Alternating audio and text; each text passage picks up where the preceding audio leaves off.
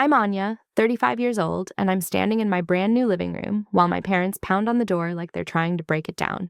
They're absolutely furious that I bought this house without consulting them first, but here's what's really eating them alive. They'd already promised my childhood home to my younger sister Meredith as a wedding gift, along with my inheritance share, because they assumed I'd never be able to afford my own place. Now their decades of favoritism and financial manipulation are finally exposed, and they can't stand it. Before we dive into this wild story of family betrayal and financial abuse, I'd love to know where you're watching from today. Please hit that like button if you've ever dealt with controlling family members, and don't forget to subscribe for more real-life stories. Trust me, what happened next will blow your mind, so make sure those notifications are on, because this journey gets intense. Growing up as the middle child, between my golden boy brother Derek and baby sister Meredith, I learned early that I was essentially invisible in the Walker family hierarchy. My parents, Howard and Louise, ran our household like a small dictatorship, where they made all the financial decisions for the family's best interest, which really meant for everyone's benefit except mine. While Derek got a full ride through medical school and Meredith had her entire college tuition paid without question, I was working at the local grocery store at 16, saving every penny for my own education because my parents said it would build character. The financial control started subtly when I graduated college and moved back home to save money. My parents insisted I pay rent, which seemed reasonable at first. They said it was going into a family investment account that would benefit all of us eventually. For 10 years, I handed over $800 every month, thinking I was contributing to our family's future, while I worked my way up from entry-level positions to finally becoming a marketing manager at a tech company. What I didn't know was that my parents had been telling our extended family a completely different story about me. It was my cousin Beth who accidentally let it slip at a family barbecue last summer. She mentioned how generous it was of me to pay for Meredith's wedding, despite my financial struggles. When I looked confused, she quickly backtracked, but the damage was done. That night, I cornered Beth and got the truth out of her. My parents had been telling everyone that I was financially irresponsible, constantly borrowing money from them, and that they were basically supporting me even though I lived at home. The reality was the complete opposite. Those 10 years of rent payments totaling $96,000 had gone directly to funding my siblings' lives while my parents painted me as the family failure. The real kicker came when Beth showed me screenshots of family group texts where my mother detailed how she was teaching me responsibility by making me pay my way, unlike my siblings who were naturally responsible with money. In these same texts, she bragged about surprising Meredith with a $50,000 wedding because baby deserves the best. That was my money. Every centerpiece, every flower arrangement, every overpriced detail of that fairy tale wedding had been funded by my years of sacrifice, while I wore the same interview suit to job after job, saving every penny I could. Meredith herself was far from innocent in all this. She'd perfected the art of playing the victim while secretly being the most manipulative person I'd ever met. She would come to my room pretending to sympathize with how hard our parents were on me, then report back everything I said to them. She'd orchestrated countless situations where I looked bad, like the time she accidentally broke Mom's antique vase and let me take the blame, or when she told our parents I was planning to move out, causing them to raise my rent, to prepare me for real-world costs. Derek, meanwhile, had been groomed to take over Dad's construction business and saw me as competition for resources that were rightfully his. He'd mastered the art of subtle undermining, always reminding our parents how emotional and unpredictable women could be in business, especially ones who couldn't even manage their own finances properly. The awakening came gradually, but when it hit hard. I realized I wasn't just overlooked. I was deliberately kept down. I was the family scapegoat, the cash cow they milked, while telling me I should be grateful for the opportunity to contribute. Every family dinner where they discussed Derek's business expansion or Meredith's new apartment while I sat silently every holiday, where my gifts were noticeably smaller because, you understand, you're so practical. Every time they asked me to skip a vacation to help with family expenses while my siblings jetted off to Europe, it all suddenly made sense. I wasn't part of the family. I was staff who paid for the privilege of serving them. My escape plan took 5 years of careful preparation and absolute secrecy. I opened bank accounts at institutions my family didn't use, had all statements sent to a P.O. box, and saved every bonus, every overtime hour, every freelance project payment. I lived like a monk wearing clothes from 5 years ago and brown bagging lunch every single day while my coworkers assumed I was just naturally frugal. The hardest part was listening to my family mock me for being too poor to have a life while I had $60,000 slowly accumulating in my hidden accounts. I found my house through my friend Gina, whose aunt was a realtor in a neighboring town, far from my family's network of connections. It was perfect, a 3-bedroom craftsman with original hardwood floors and a garden that reminded me of my grandmother's house, the only place I'd ever felt truly welcome as a child. The asking price was within my budget, and I'd been pre-approved for a mortgage without a single family member knowing. The closing date was set for a Tuesday morning when I knew my parents would be at their weekly country club brunch. Everything was going smoothly until I walked into the title company's office and saw my parents' car in the parking lot. My blood ran cold as I entered to find them sitting in the waiting area, my mother's face twisted with rage, and my father gripping his phone like a weapon. Turns out Derek's wife worked at the bank and had illegally accessed my account information, alerting them to the large down payment transfer. They immediately launched into a tirade in front of the realtor, the seller's agent, and the title company staff, claiming I had stolen money from the family business and demanding the transaction be halted immediately. My mother actually grabbed the realtor's arm, tears streaming down her face as she wailed about her mentally unstable daughter, who had raided the family savings to buy a house she couldn't afford. My father was more tactical, pulling the title agent aside and insisting they had a legal claim to the funds I was using. The seller's agent started looking nervous, whispering about potential legal complications, and I could see my dream slipping away. That's when I pulled out my meticulously organized binder with 5 years of bank statements, pay stubs, and tax returns, proving every single dollar was mine. The title agent reviewed everything and confirmed we could proceed, but the damage to my reputation had already begun. The very next day, while I was still trying to process that I actually owned a home, my boss called me into his office.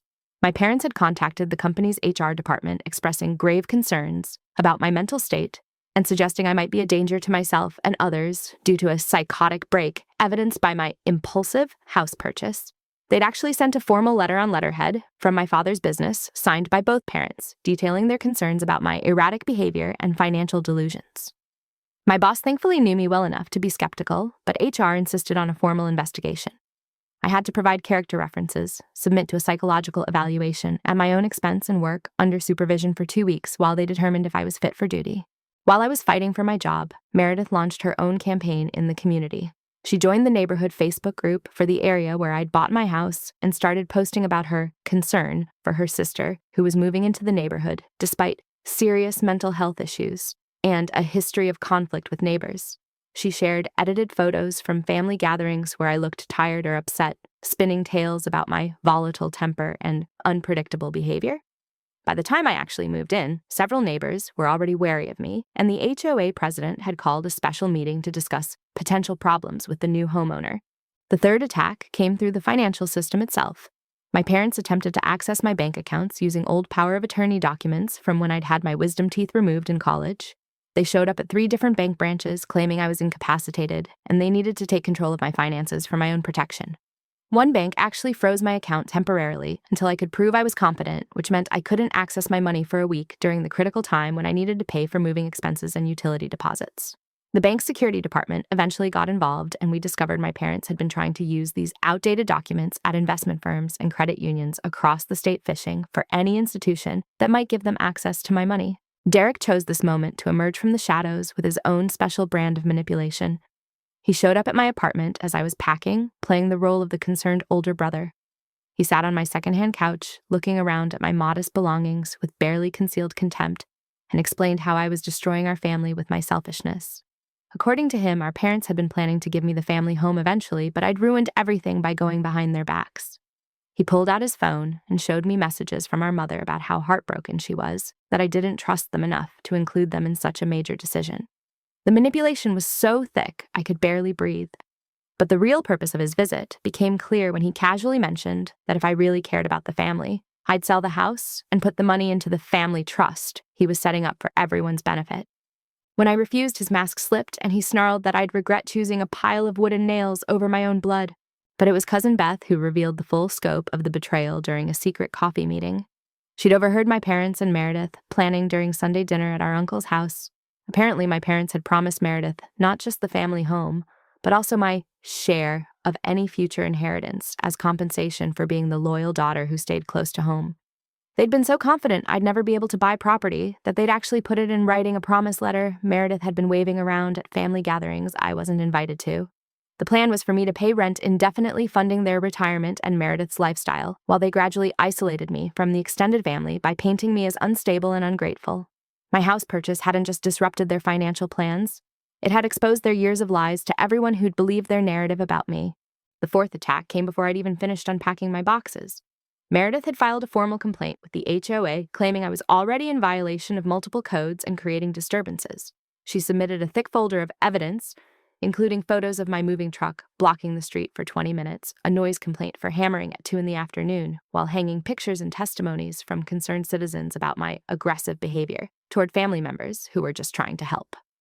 The HOA board, composed mostly of retirees who took their positions very seriously, scheduled an emergency hearing where I had to defend myself against accusations that ranged from planning to run an illegal business from my home to potentially harboring dangerous animals. I spent days gathering character references from coworkers, my previous landlord, and neighbors from my apartment complex. The hearing itself was a circus, with Meredith showing up in a conservative dress, looking like the concerned sister straight from Central Casting. She actually dabbed at her eyes with a tissue as she described how our family was just worried about my ability to maintain a property and be a good neighbor. She presented a PowerPoint featuring selective family photos where I looked disheveled or unhappy, complete with captions about my declining mental state. The board members seemed sympathetic to her until I presented my own evidence security footage from my apartment complex, showing me as a model resident, letters from my employer about my stability and professionalism, and documentation of Meredith's harassment, including her Facebook posts. The complaint was dismissed, but the damage to my reputation in the neighborhood had been done. The family warfare expanded when my parents activated their extended network. They called an emergency family meeting at my Aunt Sharon's house, ostensibly to plan Thanksgiving, but really to stage an intervention about my destructive behavior. I arrived to find 20 relatives crammed into the living room, all wearing matching concerned expressions. Uncle Richard, the family lawyer who'd handled everyone's legal matters for decades, had prepared a presentation about the dangers of impulsive financial decisions and the benefits of family financial planning. The walls were covered with poster boards showing how my house purchase had disrupted the family ecosystem and threatened our collective financial security. The ambush was coordinated with military precision. Each relative had been assigned a speaking role, from my godmother expressing disappointment in my lack of family loyalty to my teenage cousins talking about how my actions were setting a bad example for the younger generation. The crescendo came when Uncle Richard produced a stack of legal documents that would sign over my house to a family trust controlled by my parents for everyone's protection and benefit. He explained that this way I could still live in the house, but the family would ensure it was properly maintained and eventually distributed according to the family's wishes. When I stood up to leave, they literally blocked the exits, with Derek positioning himself at the front door and my father at the back. It took me threatening to call the police for them to finally let me go, but not before my mother screamed that I was officially disowned and would regret this betrayal for the rest of my life. The fifth attack targeted my professional life with surgical precision. My parents hired a private investigator, though they called him a family friend looking out for my welfare. This man followed me to work, sat in coffee shops where I met clients, and approached my coworkers with concerns about my family situation and its potential impact on my job performance. He told my assistant that my family was worried I might be embezzling company funds to pay for my house, planting seeds of doubt that spread through the office like wildfire. My previously stellar reputation began to crumble as people whispered about the woman whose own family thought she was a thief.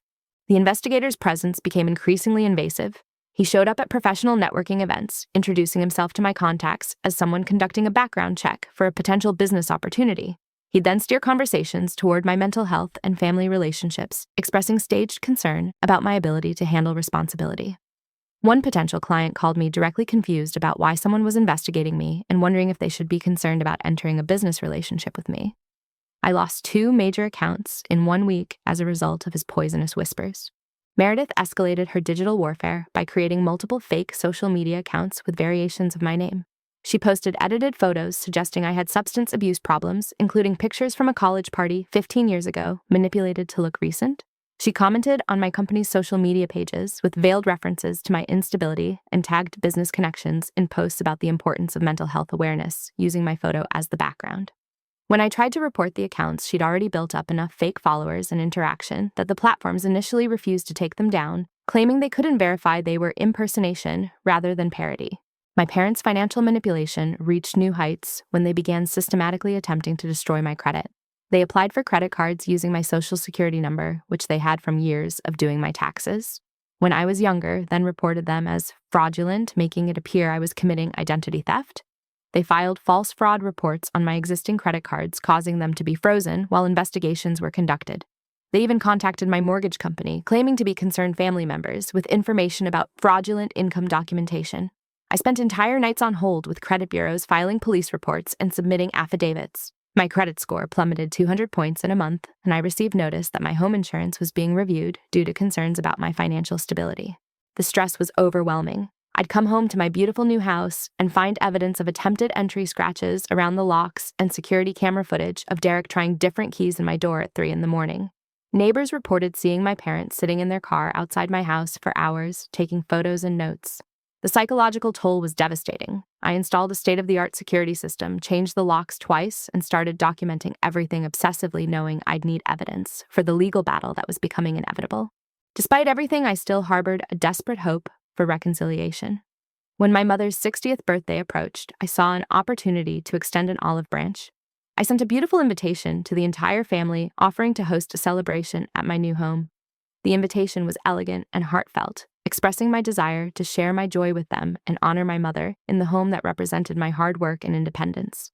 I spent 3 weeks planning every detail, hiring a caterer who specialized in my mother's favorite Colombian cuisine, ordering a custom cake featuring her beloved orchids, and even tracking down a mariachi band like the one from her wedding. The expenses mounted quickly, but I considered it an investment in family healing. $3,000 for catering, $800 for the cake, $500 for the band, plus decorations, party rentals, and a professional photographer to capture what I hoped would be a new beginning.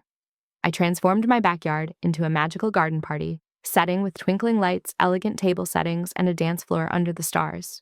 I even created a photo timeline of my mother's life, spending hours scanning old family photos and arranging them in beautiful frames. Every detail was perfect, from the imported wines she loved to the party favors I'd personally crafted. The day of the party arrived, and I stood in my dress watching the caterers arrange the final touches. 6 o'clock came and went, then 6:30. At 7, only Cousin Beth's car pulled into my driveway. She stepped out slowly, her face a mask of sympathy and rage. The real party, she informed me, was happening at Meredith's apartment. My parents had told everyone I'd canceled last minute due to a mental health crisis, and that Meredith had graciously stepped in to save the celebration. Beth had only come to my house because she'd seen my Instagram stories of the party preparations and realized something was terribly wrong. We sat among the untouched feast as Beth showed me the family group chat I'd been removed from. The messages were brutal. My mother thanked everyone for supporting her during this difficult time with Anya's instability. Meredith posted photos of the hastily assembled party at her cramped apartment, accepting praise for being the reliable daughter who could always be counted on. Family members who'd received my invitation commended my parents for protecting me from the embarrassment of hosting when I was clearly not well. The mariachi band played to an empty yard while I finally understood that reconciliation had never been possible. The next morning brought the 6th attack. My parents changed the locks on the family storage unit where we kept heirlooms and shared family possessions. Inside that unit were my grandmother's china set. She'd specifically left to me photo albums from my childhood and boxes of personal items I'd been storing until I had my own place. When I arrived to retrieve my belongings, I found a note taped to the lock. Family property is for family members only. When you're ready to act like family, we'll discuss access. The storage facility manager said they couldn't help without a court order since my parents were the primary renters. I hired a locksmith and arrived with a police officer to document what was mine, but the unit had been emptied. Everything was gone, including irreplaceable photos and my grandmother's handwritten recipes. Later, through social media, I saw my belongings being distributed at a family yard sale. Meredith posted cheerfully about decluttering the family storage and finding treasures to share with deserving family members. My grandmother's china was sold to strangers for $20. Her wedding dress, which she'd saved for me, was modeled by one of Meredith's friends as a Halloween costume. Derek's betrayal reached new depths when he secretly recorded me during what I thought was a private conversation. He'd called claiming to want to mediate, meeting me at a coffee shop to discuss the situation. I was exhausted, emotionally drained, and when he pushed all the right buttons about losing our grandmother's things, I broke down. I sobbed about the cruelty, the unfairness, the pain of being erased from my own family. What I didn't know was that he was recording everything on his phone, positioned carefully to capture only my side of the conversation. Within hours, an edited version was circulating the family chat. My grief was presented as instability, my anger as aggression, my tears as manipulation. The recording became their primary evidence that I was truly unstable and dangerous. The seventh attack came from an unexpected direction. My ex-boyfriend Craig, whom I dated briefly 5 years earlier, suddenly emerged with claims that I owed him $30,000. According to his lawyer's letter, I had borrowed this money during our relationship and never repaid it. The evidence was a mixture of fabricated documents and real texts taken wildly out of context. When I called Craig directly, he was evasive, but eventually admitted my parents had reached out to him. They'd convinced him that I'd stolen from the family to buy my house and suggested he might have a claim to some of those stolen funds if he'd ever lent me money. The legal bills mounted, as I had to hire an attorney to fight Craig's baseless claim. During discovery, we found email exchanges between Craig and my parents where they literally coached him on what to claim and promised to support his case financially. They'd offered him a percentage of whatever he could extract from me, turning my ex into a bounty hunter. The stress of fighting multiple legal battles while trying to maintain my job and new home was crushing. I wasn't sleeping, barely eating, and the dark circles under my eyes only fueled my family's narrative about my declining mental health. The workplace sabotage reached its pinnacle when Meredith somehow got hired at my company. She applied under her married name to a different department, and by the time I discovered she was there, she'd already begun her campaign. She positioned herself as the concerned sister, trying to support her troubled sibling, gaining sympathy from managers who didn't know our history. She'd drop by my office with fake concern loud enough for others to hear, asking if I'd taken my medication or offering to drive me to therapy appointments I didn't have. When I asked her to stop, she'd tearfully tell anyone within earshot that I was pushing away people who loved me, classic signs of a mental health crisis. Desperation drove me to hire a forensic accountant named David Chen, recommended by a friend who'd escaped a financially abusive marriage. David specialized in uncovering hidden financial abuse within families, and what he found in my case shocked even him. Through meticulous analysis of bank records, tax returns, and financial documents I'd managed to obtain through various legal channels, he discovered my parents had been systematically stealing from me for 15 years, starting when I got my first real job after college. The family investment account they'd claimed my rent money went into had never existed. Instead, they'd been depositing my payments directly into their personal accounts and then transferring chunks to my siblings as gifts. The paper trail was extensive and damning. $800 a month for 10 years totaled $96,000, but that was just the beginning. They'd also claimed me as a dependent on their taxes years after I'd moved out, collecting refunds that should have been mine. They'd opened credit cards in my name when I was in college, used them, and then paid them off just enough to keep them active, building a credit history they could later manipulate. The total theft exceeded $120,000. Beth proved invaluable in providing evidence. She'd been quietly collecting information for years, disturbed by the family dynamics but unsure how to help.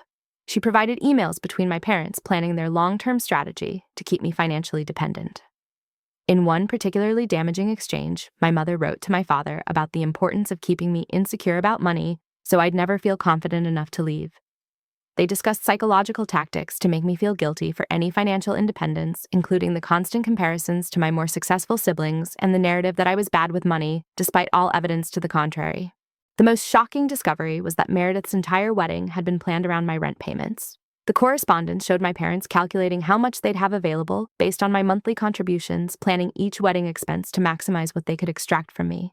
They'd even delayed certain purchases until they were sure I'd gotten my annual raise, knowing they could increase my rent accordingly. Every time I'd sacrificed something for myself, thinking I was building toward a future, they were literally spending that future on my sister's designer dress and luxury honeymoon. Derek's involvement ran deeper than I'd imagined. His business startup had been funded entirely through a family loan that came from my rent payments. The construction company he claimed to have built through hard work and determination was actually built on my financial backbone. David found transfers labeled as loans to Derek totaling $40,000, all traceable back to my rent payments. The bitter irony was that Derek's business was now worth millions, built on the foundation of money stolen from me while I was denied even small loans for education or a car. The eighth attack showed their desperation. My parents began filing false wellness check requests with the police, claiming I was suicidal or threatening self-harm. Officers showed up at my house at all hours, sometimes multiple times a week. Each visit had to be documented. Each officer had to be convinced I was fine, and the visits were visible to all my neighbors. The reputation I'd been trying to build in my new neighborhood crumbled as people saw police cars in my driveway regularly. One neighbor actually asked if I was safe to live next, given all the police activity. I installed security cameras around my property after finding my garden vandalized and my car keyed. The footage revealed shocking behavior. Meredith spray painting selfish on my garage door at 2 in the morning, my father attempting to poison my vegetable garden with herbicide, my mother going through my mail and stealing what looked like financial documents. When I provided this footage to the police, my family claimed they were conducting welfare checks because they were concerned about my mental state. They insisted Meredith's vandalism was a cry for help, trying to get my attention because I'd cut them off. The police were sympathetic to me, but explained that family disputes were complicated and prosecution would be difficult. The 9th attack was the most painful. My parents systematically contacted every friend and acquaintance they knew I had, spreading their poison. They befriended people on social media, expressed concern about my well-being, and slowly turned them against me. My best friend since college, Sarah, was their biggest victory. Meredith befriended her through a mutual yoga class, initially never mentioning she was my sister. Over weeks, she built trust, then began sharing her concern about her troubled sister, who'd cut off the family and was showing signs of serious mental illness. By the time Sarah realized Meredith was talking about me, she'd already been thoroughly convinced that I was the problem. Losing Sarah after 20 years of friendship was devastating. She showed up at my house with 2 other friends for an intervention, genuinely believing she was helping. They'd prepared statements about changes they'd noticed in my behavior, all based on seeds planted by my family. When I tried to show them evidence of what was really happening, they saw it as paranoia. Sarah left in tears, convinced I needed professional help, but was too deep in delusion to accept it. The isolation was nearly complete. My work situation deteriorated rapidly with Meredith's presence. She filed false HR complaints, claiming I was creating a hostile work environment for her, that I'd threatened her, that she was afraid for her safety. Each complaint required investigation documentation meetings. I had to account for every interaction, provide witnesses for conversations, and constantly defend myself against increasingly creative accusations. My actual work suffered as I spent more time fighting false allegations than doing my job. The promotion I'd worked toward for 3 years went to someone else, with my manager citing concerns about my ability to handle additional stress given my personal situation. Rock bottom became my launching pad. I'd spent my entire life in defensive mode, always reacting to their attacks, always trying to minimize damage. But sitting in my home office, surrounded by boxes of evidence, police reports, and legal documents, I realized I had enough ammunition to fight back. I hired Martha Stevenson, an attorney known for her aggressive approach to family financial abuse cases. She'd written papers on narcissistic family systems and financial exploitation, and she saw my case as a textbook example of long-term manipulation and theft. We started with cease and desist orders, formally demanding that my parents Derek and Meredith stop all contact harassment and defamation. The letters were detailed, citing specific incidents with dates, times, and evidence. Martha made it clear that continued harassment would result in immediate legal action. She also sent letters to my extended family members who had participated in the harassment, warning them about potential legal consequences for their involvement in defamation and intentional infliction of emotional distress. I hired my own private investigator, James Morrison, who specialized in corporate fraud and background investigations. What he discovered about my family was illuminating. Meredith had been fired from 2 previous jobs for harassment and creating hostile work environments. She'd left a trail of former coworkers who'd filed complaints about her manipulative behavior and false accusations. Derek's construction business was built on more than just stolen money. He'd been engaging in bid rigging, tax evasion, and insurance fraud.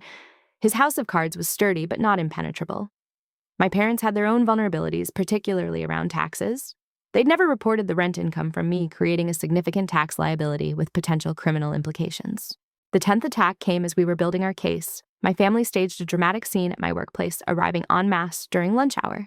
My parents, Derek, Meredith, and several aunts and uncles marched into the lobby, claiming a family emergency. They told security I'd abandoned our sick grandmother and they needed to find me urgently. The scene was chaos, with my mother wailing about her heartless daughter while Meredith comforted her. My father demanded to speak to my superiors about my cruel abandonment of family. The entire office witnessed this spectacle through the glass walls of our modern building. But this time, their theatrics backfired. My boss, who'd been patient but increasingly frustrated with the constant disruptions, finally saw through the manipulation. Security footage showed them laughing in the parking lot before entering, practicing their distraught faces. The grandmother they claimed was sick posted on Facebook from her cruise ship that same day. My boss not only supported me, but offered the company's legal resources to help with harassment charges. He also approved my request for remote work, allowing me to avoid Meredith at the office, while HR processed her latest false complaints. Meredith made a crucial mistake in her arrogance. She sent me a text from her real phone number, not one of her fake accounts, explicitly threatening to destroy my life unless I signed over my house to the family trust. The message was detailed, outlining exactly how she'd continue to sabotage my job relationships and reputation until I gave in. She even bragged about the fake social media accounts and admitted to the vandalism, confident that I was too beaten down to fight back. That text became the cornerstone of my restraining order petition. The judge who reviewed the restraining order case was a no-nonsense woman who'd seen plenty of family disputes. But the mountain of evidence I presented, organized meticulously by Martha, painted a clear picture of sustained harassment and abuse. The temporary restraining orders were granted immediately, requiring my parents, Derek and Meredith, to stay at least 500 feet away from me, my home, and my workplace. The relief was immediate and profound.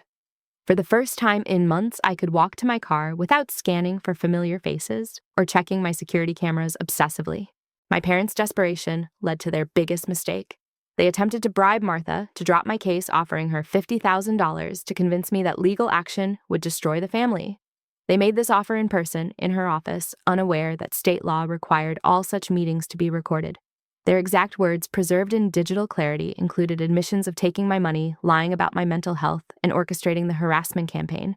They even admitted that Meredith's vandalism was done with their knowledge and approval. When Martha played the recording in court, their attorney, visibly deflated, the neutral family meeting called by Aunt Diana, my father's eldest sister, became a turning point. Diana had stayed out of the conflict but couldn't ignore the legal documents and evidence that were now part of public record. She demanded a family meeting at her home neutral ground where the truth could be examined. I arrived with Martha and boxes of evidence. My family arrived with excuses and accusations. But when faced with bank statements, emails, and recordings, their lies crumbled. Several relatives who'd believed their version of events were visibly shaken. Uncle Richard, the family lawyer, actually apologized, admitting he'd been manipulated into participating in their scheme. The extended family fracture was swift. About half the relatives, seeing the evidence, apologized and expressed horror at being used as weapons against me. The other half, primarily those who'd benefited financially from my parents' generosity with my money, doubled down on their support. My parents and siblings stormed out when it became clear the tide had turned, but not before my mother screamed that I was dead to her, and my father promised I'd regret destroying the family. Meredith's mask fully slipped as she snarled that I'd always been jealous of her, and this was just my pathetic attempt at revenge. Derek simply stated that I'd made an enemy of him and he'd use every resource at his disposal to ruin me. The HR investigation at my company reached its conclusion with spectacular results. Not only was I cleared of all accusations, but Meredith's pattern of false reports and harassment was fully documented. She was terminated for gross misconduct, with security escorting her out as she screamed about wrongful termination and family discrimination. The company offered me a promotion to senior management along with a formal apology for the stress I'd endured. They also offered to cover therapy costs through an expanded employee assistance program, acknowledging the extreme nature of workplace harassment I'd experienced. The legal resolution came faster than expected once the criminal investigations began. Faced with tax evasion charges, my parents agreed to a settlement that included full restitution of the stolen $120,000, plus damages for harassment and defamation. The alternative was federal prosecution and potential jail time. Watching them sign those papers in their attorney's office, their faces aged 10 years from stress. I felt no satisfaction, only a profound sadness for the family we could have been. The restraining orders were made permanent, protecting me from any contact for the next 5 years, renewable if necessary. Meredith's legal troubles extended beyond our civil case. Her former employers came forward once news of her termination spread, filing their own charges for harassment and defamation. The fake social media accounts led to identity theft charges, and the vandalism was prosecuted as a hate crime with enhanced penalties. She ultimately pled guilty to multiple misdemeanors, receiving probation and mandatory counseling. The golden child who'd never faced consequences was finally held accountable. Though she maintained her victim narrative, even in court, claiming I'd driven her to desperate measures through my cruelty. Derek's empire crumbled under scrutiny. The investigation into his business practices revealed extensive fraud, leading to the revocation of his contractor's license and multiple lawsuits from defrauded clients. The business, built on stolen money, collapsed within months. His wife, learning about the family's treatment of me and the financial crimes, filed for divorce and full custody of their children. She reached out to me privately, apologizing for her participation in alerting my parents about my house purchase and sharing her own stories of Derek's controlling behavior. We formed an unexpected alliance, supporting each other through the legal proceedings. The house that started it all became my sanctuary and symbol of freedom. With the restitution money, I paid off the mortgage and created the home I'd always dreamed of. But more importantly, I opened it to others who needed sanctuary. I started hosting weekly dinners for people estranged from toxic families, creating the supportive community I'd craved. The dining room that should have hosted my mother's birthday party instead became a gathering place for chosen family filled with laughter and acceptance rather than judgment and manipulation. I used part of the settlement to create a scholarship fund for young adults escaping financial abuse. Named after my grandmother, the only family member who'd ever truly seen me, it provided emergency funds for security deposits, work clothes, and other necessities for people trying to establish independence from controlling families. The first recipient was a young woman whose story mirrored mine so closely it took my breath away. Watching her sign the lease on her first apartment, tears streaming down her face, I finally understood that my pain had purpose. Therapy became a cornerstone of my healing journey. My therapist, Dr. Sarah Kim, specialized in trauma from narcissistic family systems. Through our work, I understood that my family's treatment wasn't personal, though it felt devastatingly so. They needed a scapegoat to maintain their dysfunction, and I'd been assigned that role before I could even speak. Learning about trauma bonds, gaslighting, and financial abuse as a control mechanism helped me understand why I'd accepted treatment that now seemed obviously abusive. The healing wasn't linear. There were days I grieved the family I'd never had, and moments I wondered if I'd overreacted. But Dr. Kim helped me trust my reality and honor my pain while building a life free from their influence. My professional life flourished once I was free from constant sabotage. The senior management position came with responsibilities I embraced fully, no longer second-guessing my capabilities or waiting for someone to expose me as a fraud. I became known for my mentorship of young professionals, especially those navigating difficult family situations. My story, once a source of shame, became a tool for connection and empowerment. I spoke at conferences about maintaining professionalism during personal crisis and wrote articles about recognizing workplace manipulation. New relationships bloomed in the space created by removing toxic ones.